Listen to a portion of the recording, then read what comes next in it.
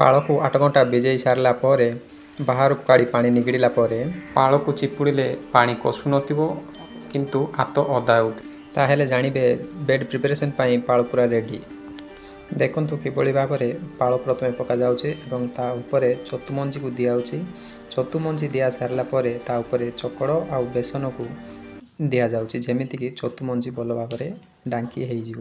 ତା ଉପରେ ପୁଣି ଥରେ ଦ୍ୱିତୀୟ ଲେୟର ପାଳକୁ ଦିଆଯାଉଛି ଏବଂ ପୁଣି ଥରେ ପାଳ ଦେଇ ସାରିଲା ପରେ ଛତୁ ମଞ୍ଜି ଦେଇକି ବେସନକୁ ଦିଆଯାଉଛି ଏବଂ ଲାଷ୍ଟ ସ୍ତର ହେଉଛି ତୃତୀୟ ସ୍ତର।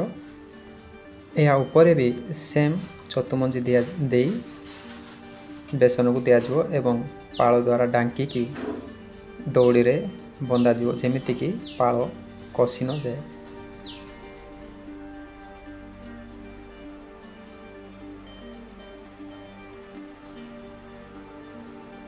ତୃତୀୟ ଲେୟର ପଡ଼ିବା ପରେ ଦଉଡ଼ିରେ ଭଲ ଭାବରେ ବିଡ଼ି ଦେବା, ଯେମିତିକି ପାଳ ଅଲଗା ନ ହୁଏ। ଦଉଡ଼ିରେ ବାନ୍ଧି ସାରିଲା ପରେ ଏହାକୁ ପଲଟେଇ ଦେବା ଏବଂ ବାଉଁଶରେ ଉପରେ ରଖିଦେବା।